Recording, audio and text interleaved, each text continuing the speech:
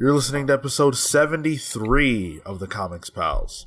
We're a group of comic book journalists and friends who record a podcast together because we don't talk enough comics in our daily lives. Listen, I wouldn't say this to his face, but a friend of the show, Chris Sebela, I was looking at his March Madness bracket, and gotta tell you, it's not very good. He has the Chicago Bulls winning. That doesn't even make sense. I would never say that to his face. Is it because his face isn't on the Skype chats? Am I pretending to not be here still? Oh, Chris is here. Whoa, what? What? Luke came out of the woodwork to defend the Bulls. Come on, Michael Jordan. No, I have no stake in that. Shocking. I don't even know what that is. I once tripped on acid when the Bulls won one of their championships. That was kind of interesting, but that's as good a thing as I have to say about the Bulls. When would that have been? That's 96? Yeah, maybe. Yeah, one of those. I don't know. I didn't intend for it to happen. I didn't even know they were playing a playoff game. I just happened to take LSD, and then there were a bunch of people out on the street screaming and honking their horns. So, are you sure that was really happening? I swear there was a sober person with me. So, okay. So wait, you didn't see the game or know it was happening until everybody was out celebrating in the streets? Yeah, no, I had been just like blissfully tripping, doing other trippy things. Even if I hadn't been tripping, I wouldn't have known. So. That makes that experience so much better. Just the idea that you and your friend are just like out, like enjoying your trip, and then all of a sudden it's just like insane party in the streets. Everyone's going wild. Yeah, where do these people come from? I was definitely inside because that was always my safe spot. Like, but then as soon as I saw that, I was like, I remember telling my friend, I was like, dude, people on LSD like wish for stuff like this to happen. Like, we have to go out. So. Because he didn't care about sports either, but I was like, well, if I'm tripping, like this seems like the best time to go enjoy a bunch of lunkheads like running through the streets. That sounds like it'd be horrifying. Actually, no, it was kind of nice and mellow. Like I was very close to home, so no matter what happened, I knew I could get back to my safe space. Well, I guess I'm imagining like a Phillies celebration. No. It was pretty. Can you imagine? No, you're high on acid and cars are being flipped outside and people are climbing on poles. fire. I'd like, be into that. Greased up poles too. Yeah. But no, it was very low key. Everybody, because it was like the second or third time they had won, so I think everybody was just like, "Oh yeah, this thing again." Like, this is part of everyday life here. So yeah. I don't even know how we got on that, but hey, that was my intro, I guess. Yeah. So, contrary to what you might believe currently, this is not the Drug Pals or even the Basketball Pals. This is the Comics Pals. And we are extremely happy to have Christopher Sebela joining us. He's quickly becoming a superstar writer in the industry, and I do want to say, this all started to take place after we had him on the show. I just want to, of course, put that out there. Yeah, Chris, I heard you guys taking credit for it. So, I mean, credit's such a loose term that we. Why do you think I'm back so soon? Like, as soon as I heard your interview with Ted and Roe, I was like, oh well, I guess I'm gonna have to go in and like clear up the record. So, please explain to everyone how we made your career. Yeah, no, it's as good an explanation as anything. I certainly don't have a better one. There you go. So Chris is, the writer behind Heartthrob, which I am in love with still. Shanghai Red, which is coming out really soon. Crowded, which is coming out really soon. And last week, as he mentioned, we had Ted and Roe on, who are the artistic creative team behind that book, so handling the visuals on that one. Cold War, which is out now, Cold War 1 and 2.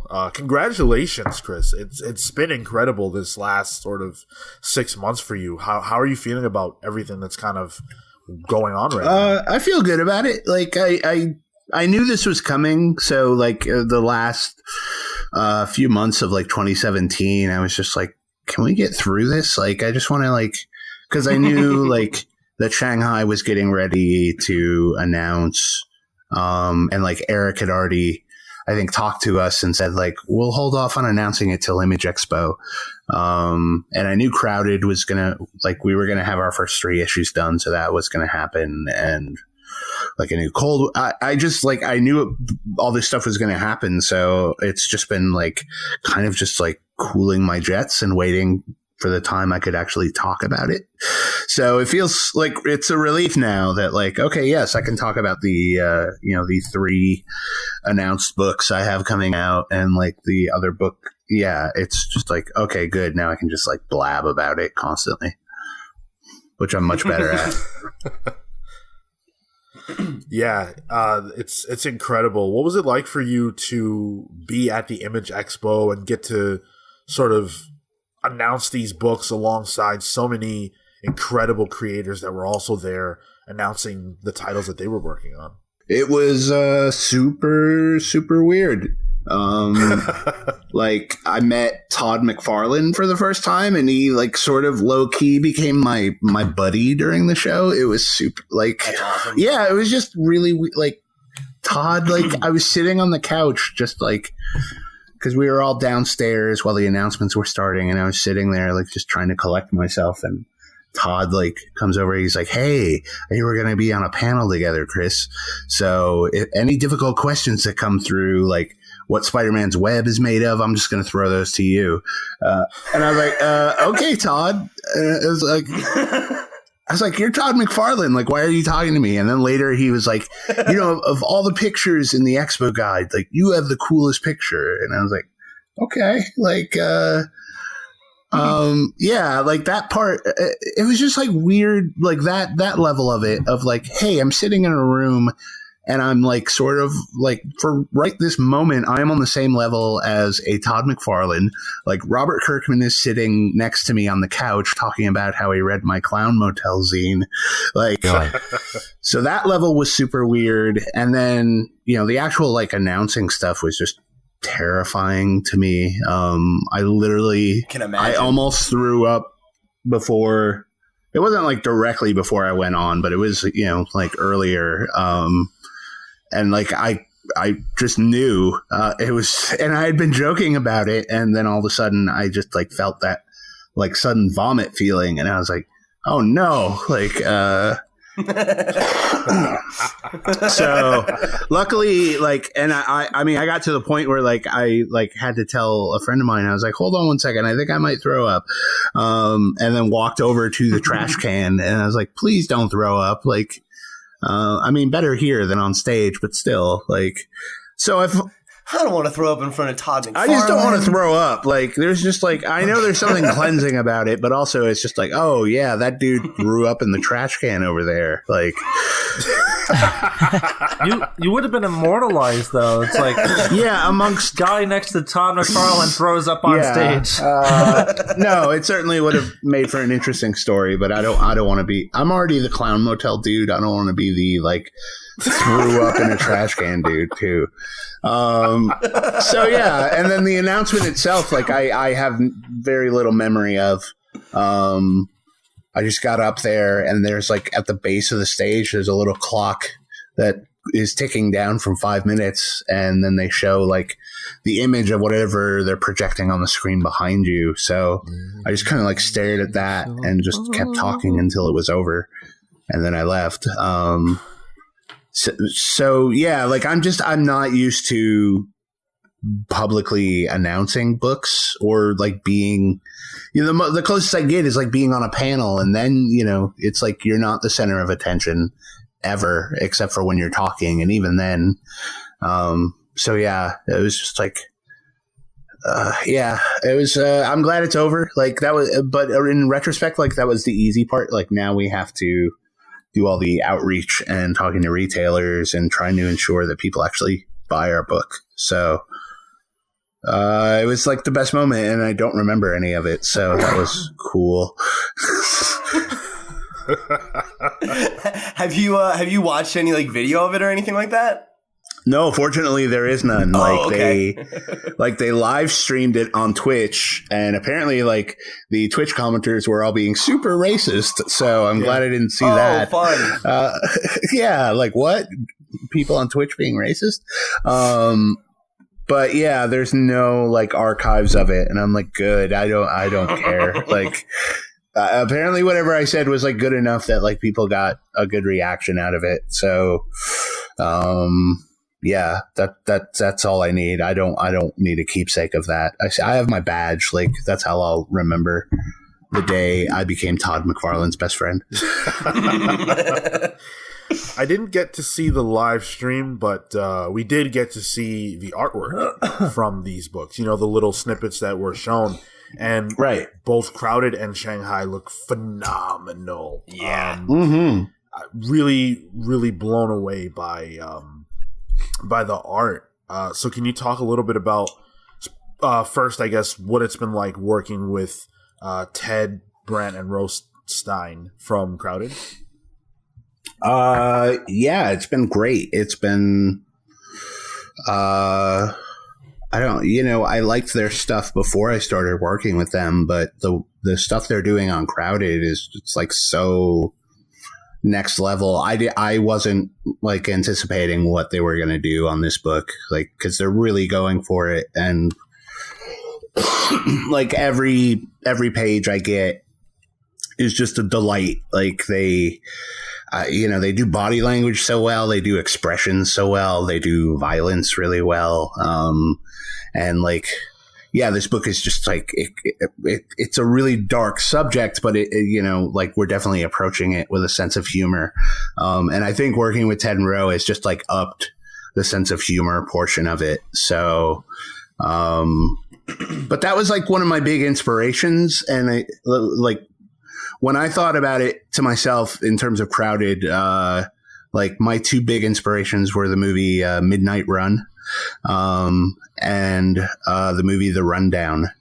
Like these two movies about, like sort of a voice of law and order and the person that they're sort of dragging with them and how things go completely awry. So yeah, like Ted and Ro are just so perfectly suited to that. They just make everything look even better than, and then they like add more pages and they add more. It's crazy. Like I've never. Yeah. I was going to ask you about that because they mentioned last week that I think they said for issue 3 that they wanted to ask you about adding like 2 pages to it or something like that. Yeah, which actually, yeah. I mean, well, they wanted to add 1 page, but then to preserve like the page turns that I had written, we had to add another page on top of that. So yeah, they'll do stuff like that. I'll send them like a 6-panel page as a script and it'll come back with 14 panels. And it's like, what are you doing? Like I love it, but it's also just like I've never seen, like I've definitely worked with artists who have busted out like 3 additional panels. I've never like worked with artists who have like, hey, we're gonna double the panel count that you gave us. Hope that's cool. And they're always like, we hope that's cool with you. And I'm like, what are you kidding me? Like this is my dream come true.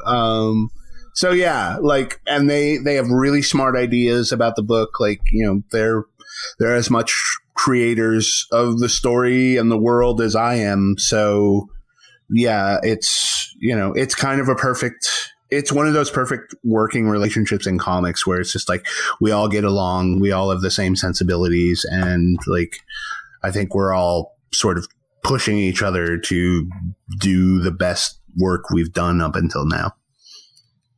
That's all well and good, and you've said all the nice things. But give us all the dirt on Ted and Ro. Well, they live in England, so like they're like when they wake fuck up, the monarchy. It's very expensive in England, so yeah.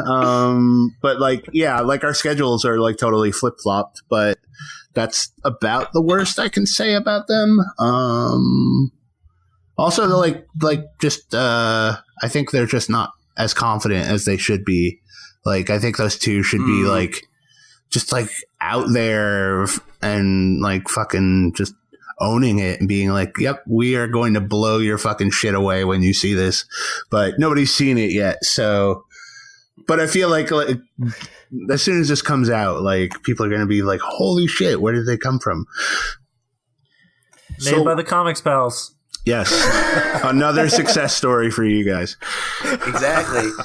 Well, it's funny, too, that you say that, because I saw the other day, Ted posted this, like, really great piece he was working on. He's like, I really have a long way to go as an inker, and my hand isn't as steady as I want. It's like, man, you're fine. Like, you're fine. Yeah. No, I mean, I get it, but it's also, like, I'm like, dude, like, you're super impressive. Like, I think our editor, Juliet, she actually had like run into Liam Sharp and she showed him some of the first issue, and so she like reported back that he said it was like, very impressive and that he wants to see more, and like Ted was just like aghast, like, what? Like he's like, I don't know what to say, and it's like, dude, like, you are impressive, like, and everybody's going to be saying this about you when the book comes out because like it just looks phenomenal. So yeah, hopefully it'll come out and they'll realize like, oh yeah, we're actually really, really good at this. So are you saying these things because you know that they have like a crossbow and that they're ready to use No, it? I just found that out. But I have an ice axe in my office, so I'm not worried. Be a good fight. Yeah, like, I hate it when there's a civil war between creators. see, I'm not going to go after them because they have the distance advantage. I'll just make them come to me. And then, yeah, like ice axe, it has like a blade on both ends. So, I mean, if you could throw the axe, you could probably. it's not really a throwing axe. It's like, it's, Hey, come on, Pete. It only works on ice. it's more aluminum. So you really got to like want it to, bury itself in somebody. Yeah, that's a gamble you just can't take with a short range weapon like that. It's true. Fair. So what about Shanghai Red? Can you talk to us a little bit about that book? Yeah, that's a thing that like I've been working on since, I mean, it's been 4 years now. Because I remember it was after Emerald City 2014. Declan Shalvey and Jordy Belair, who had been at the show, they'd come to Portland for a couple days, and Jordy and I are big Ghost nerds. Like we love that show, Ghost Adventures. And we just like, yeah, we just like sort of love that like weird ghost bro culture. So when they were coming, I was like, hey, we should go to the Shanghai tunnels. Cause like, one, it was in an episode of Ghost Adventures, and two, it's supposed to be haunted. So like we can go and see ghosts. So yeah, this historical society here does tours of the Shanghai tunnels, or at least this very small stretch of it that's still left. And you have to, like, everybody meets at this restaurant called Hobo's. And then appropriate. Yeah. And then basically they open up, it's like in New York City, those gates on the sidewalk that lead down to the basement. Like they have a set of those out in front of the restaurant. So they open that up and it goes right down into the tunnels. And it's just this weird dark space, and they go through sort of a historical explanation of like what Shanghai was and how Portland was kind of the Shanghai capital of the world at one point. And then they show you, some examples of like how the tunnels were used, and basically no ghost stuff. But by the time we came out, like I had the opening of the book in my head. Like I had the idea of like this character being told like, hey, your contract is up. Like we stole you, but now here's your chance. You can either like come work for us or we'll dump you, in Shanghai, and good luck getting home. And this sailor, like their response being to kill every other sailor on the boat and turn it around and being like, I'm going back to Portland and I'm going to find everybody responsible for putting me on that boat. And from there, it was like, yeah, I mean, I was just like, well, that, you know, like I love revenge stories. But, you know, like so many of them are just, I'd never done one that was like historical in nature. And that sort of period of time felt fascinating to me because it was like, it wasn't the Old West anymore, but it wasn't like the modern era. Like nobody, it's this period of time where like people are still using horses to get around and like cars are like just being introduced as these weird contraptions. So, yeah, it just felt like a really ripe setting to do a revenge story in, and you know, it was like living in Portland. I just like, it was kind of a love letter to Portland, but like a love letter to like all the messed up stuff about Portland that nobody here talks about. To the spooky side. Yes. When you said Ghost Bros, I pictured a bunch of ghosts named Chad, like longing after the natty ice they can no longer drink. Man, if someday I will tell you about, like, I literally have a book that is that is coming out. I don't know. It might be at the end of this year. It might be sometime next year. But basically, we were going to call it Ghost Bros, and then Lorne Michaels trademarked the word. So we can't call it. And that was the one title I was never worried about. I was like, oh, Ghost Bros. Nobody's ever going to like steal that. And then he fucking trademarks it. And it's like, so you can't even like use it. Like, because, you know, most titles are just like, oh, well, you know, you can't trademark a title, but you can trademark a word that's a new word. So yeah, he stole Ghost All your Bros. funny ideas belong to me now. That's my line. Yep. That's as good as, you know, who the fuck knows what that dude sounds like, except for you apparently. How do you feel about Chad Parisians? I don't know who that is. I just had it. Sorry. That speaks volumes about how good that title is. Yeah, and I don't like it. I'm not a fan. So, Listen, just trying to help. I understand. Save the names for figurative titles for Apples and Origins, my dude. Fair enough. There you go. That's a good title, Apples and Origins. That's our game that we play.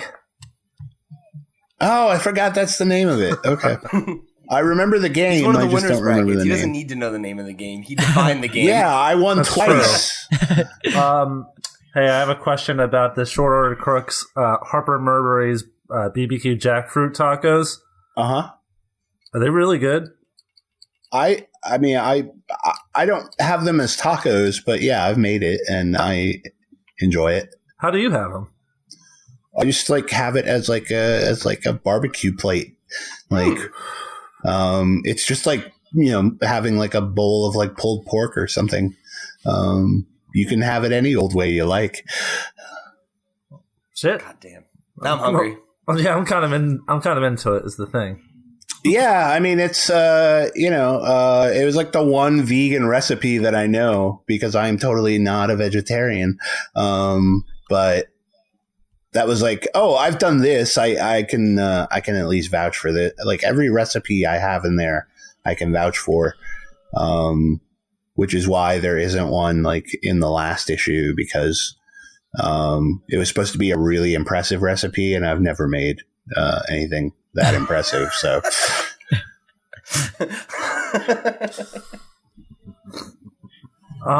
I also have another question here, and this is from Yahoo Answers. I was wondering if you can help this random person out. Yeah, I think totally. you're up to it. Oh, okay. So this is from James Russells, and they raised the question: I swallowed an ice cube whole, and I haven't pooped it out. I'm really scared. Is it stuck?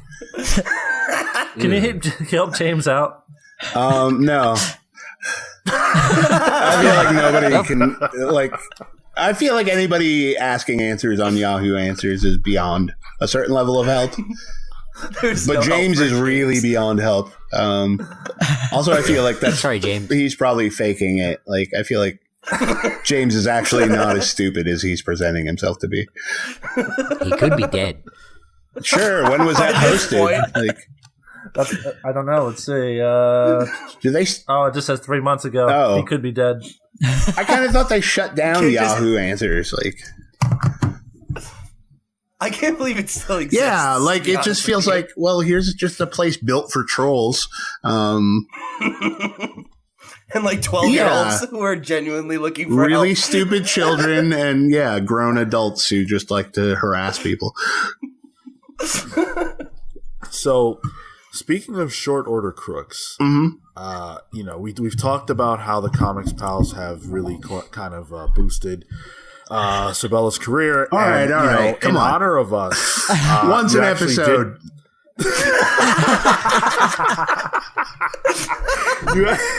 In honor of us, you actually did put us in Short Order Crooks. We do make an appearance. Yeah, well, I mean, to be fair, in honor of the money that you gave us. Yeah, I was gonna say, I don't know if it was an honor. Yeah, like I like you guys, but yeah, let's be real. I charged you guys money for that, so. What are you talking about? That was totally pro bono. That was my work on that book was totally pro bono. So in a way, you were helping me do more free work. But yes, you helped pay for several pages of Short Order Crooks. So good on you. So what I'm suggesting is that you should probably just make that a running gag in your books and just put us in everything you do. If you want to send me the same dollar I don't have amount, that much money. Yeah, like just send me the same dollar amount for every new title I launch, For every issue. and I'll find a way to put you in there. I am so ready to do that. Like, listen, Honestly, I would be willing to do that. That'd be hilarious. listen, it was hard enough when I was dealing with American currency. Now the whole thing, the conversion rate is so fucked up. I can't afford that. Yeah, didn't the Kiwi crash this week? A Kiwi crashed this week. But you have easy access to Tim Tams, right? Oh, Tim Tams are the best, my friend. So it's not all bad. All we get are those like fake versions that they sell at like World Plus Market. Yeah. So Tim Tam, for you uncultured American listeners, is it's kind of like a chocolate covered, almost like those vanilla wafers, that are rectangle and flavorless and utter garbage. These are like wafery cookie, chocolate covered, amazing. Yes. And you can't have any, so I don't know why we told you about them, because you can only get them in Australia and New Zealand. So. Good luck. Well, you know what? That's okay. I think I'll survive without Tim All right. Tams. I don't know how. I know what It you doesn't mean. even sound like a real food. It sounds like something out of, like, I don't know, the Jetsons or something. Elroy, eat your Tim Tam. Okay. I know. Thanks, Phil. A decent George Jetson impression, though. Kind of saved Everyone it. looked at me almost. weird, so I felt like I had to do a voice with it. I wanted to talk about Cold War. Sure. So two issues are out so far, and it's really interesting because I didn't know what to expect before I picked it up, because I hadn't actually seen any solicits. I just saw the book when I was looking at what to pull, and I saw your name and I bought it. That's just what I do now. So Thank you for that. I ended up really, really enjoying it, and I had so many questions. What inspired this story? I'm really curious. It was just like a really, literally, it was like a really dark joke I made with a friend at a bar one night. Like we were talking about, somehow the subject got onto cryonics, and then, we were talking about it, and then I was like, yeah. And then, like, wouldn't it be funny if, like, the moment you get thawed out, like, they hand you a gun and a uniform and they're like, hey, we're at war. So if you want to stick around, you better get to fighting. And I was like, just like how, like, and it just felt like the ultimate like dark joke of like, you know, you go through all this, like you already die, you get your head frozen, you wait hundreds of years for science to actually achieve the impossible. And then when it does, like you're fucking thought out as like cannon fodder. It's like all this, and you know, like your life still just like comes down to nothing. Like that was the initial sort of thing that hooked me. But then I started thinking about the characters, and I wanted to like do. It turns out I didn't realize it. I've started rewatching Lost this week, and it turns out that basically I'm kind of doing a bit of a Lost thing with Cold War.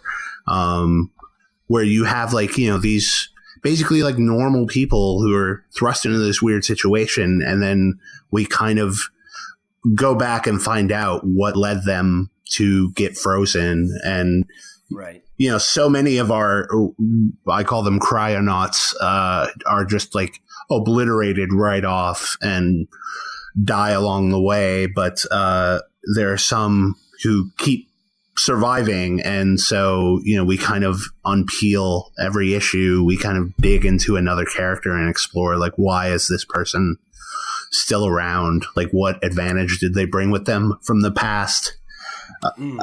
So yeah, it's just been like this thing I've been wanting to do for a while. I had it greenlit at another publisher for a while and ended up having to take it back because they were only going to give me like 4 issues and I really needed 5. So I've just been kind of dragging it around with me. And then I started talking to Aftershock and I sent them that pitch and they were like, we love this. And what do you think about Hayden Sherman? And then I was like, holy shit. So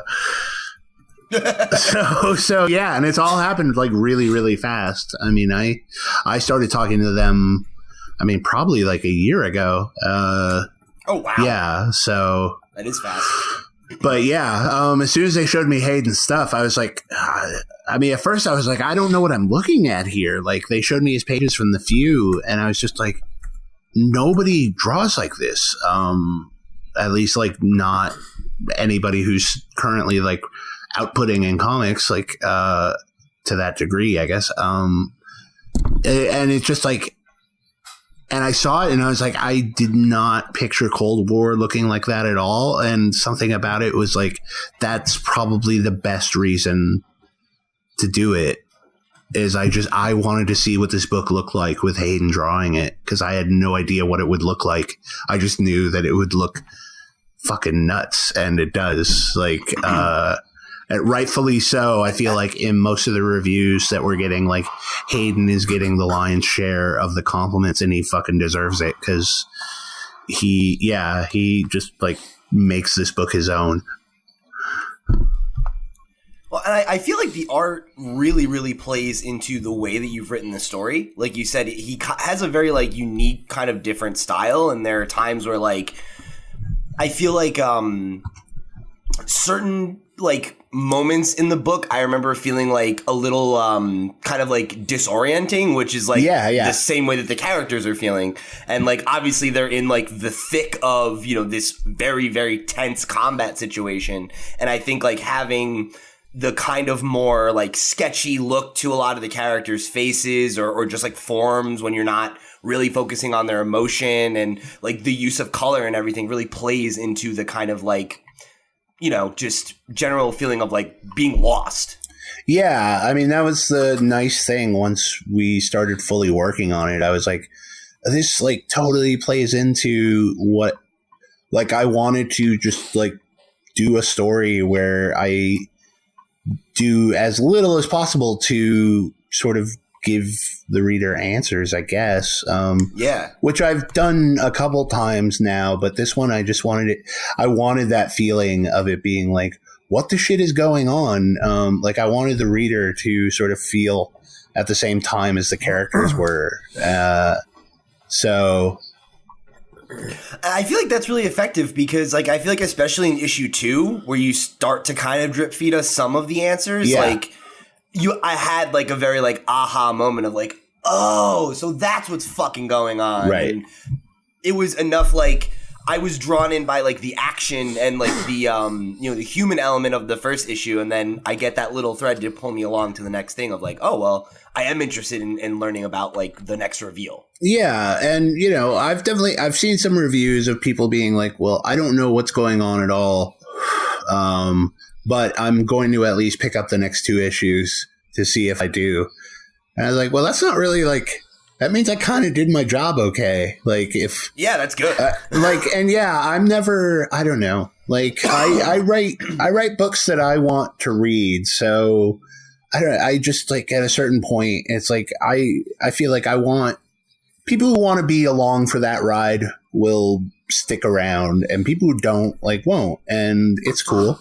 Not everything is for everyone. So, I mean, the people that dig our book, like I'm super happy to have them. And the people who don't, I understand why somebody wouldn't like our book. I disagree, but I get it. So I'd much rather have like a book that's kind of like polarizing like that. Like Hayden does not draw conventionally, as far as like a lot of mainstream comics go. And, I'm trying to write something that's not, I guess I wouldn't say I'm trying to be unconventional, but I'm not as concerned with giving the answers as I am with like exploring these characters and sort of how they fit into this new world. So, yeah, I mean, I don't know. We're doing at least 5 issues that I'm really proud of. So, yeah, hopefully I can trick Hayden into working with me again at some point. Would you want to go beyond that? Like, do you have a definitive end for the book at 5, or like, could you see a future for it? I've told Aftershock that, like, yeah, I definitely think there's more in this world to explore, and just by the nature, I mean, a lot of my inspiration for this book was this old Marvel series called Strike Force Mortuarii.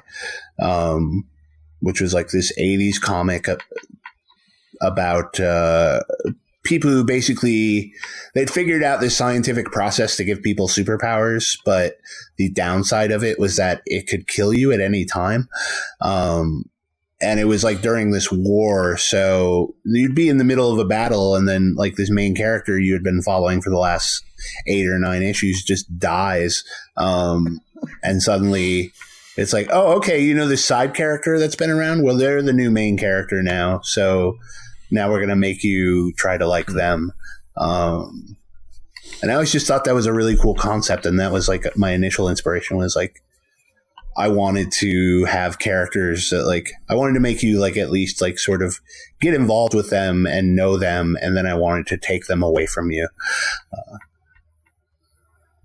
Yeah. And I mean, without spoiling anything, I think, the ways that you have done that in this book were super compelling for me. Because that was, it was obviously shocking. Yeah. It's like you haven't established the rules for the world yet, and like, oh, like, are these, like, obviously I saw a bunch of no-name mooks die, but are the characters you're actually giving names on the chopping block? Like, right. You don't know. And then to see that just happen and then be like, oh, yeah, no, like, we're going in a totally different direction than I thought we were. And there's a whole other narrative kind of underneath the surface. That's compelling. That is what is going to keep you engaged in something, I think. Yeah, that's what I was hoping. And like, I felt like very much like that first issue is like something I normally would not write. Like it's an issue that stars like this supreme, like macho, like tough guy. And those are not like the people I tend to write about. So that was like an interesting, like I'm getting to like write from all these different perspectives while I sort of have this big weirder story that I'm doing. I don't know. Like right now I feel like stupidly lucky that I get to do all this stuff with all these like really amazing artists. I mean, you've been busy this year. I've been busy. Like, this all kind of started last year. I mean, I had a freak out, like in late January of last year where I was like, I had just finished Injustice Ground Zero and I was like, oh shit, I don't have anything like lined up after this, and DC, hasn't called to offer me anything to follow this up. So I was like, oh no, what do I do? I was just like, I had gotten so comfortable with, like you're writing 24 issues of this. So like for the next 24 weeks, you're set. That's half a year. Like, so it's like half a year of like steady money. And I was like, oh, cool. So I just like let a lot of like my pitches and stuff slide. So I had about 5 or 6 of them that were, maybe like 70% done, but I just never finished. So I had my freak out, and then I got to work on those pitches, and like one of them was Crowded, one was Cold War, one was House Amok, which is a book I just got announced at Black Crown. Nice. And one is a book that's like gonna be coming out from Vault next year. So I mean, it was like it was a panic thing, but it made me realize like I can't just like rest on my laurels. I have to, it's the freelancer's curse of like, I have to start thinking about what am I going to be doing in 2019? It sounds like you've got a lot coming down the pipe, and there's no slowing or stopping your train. So hopefully, like we're all really excited here on this show. We joke around and stuff, but genuinely, we're fans of what you do. I appreciate it. Yeah.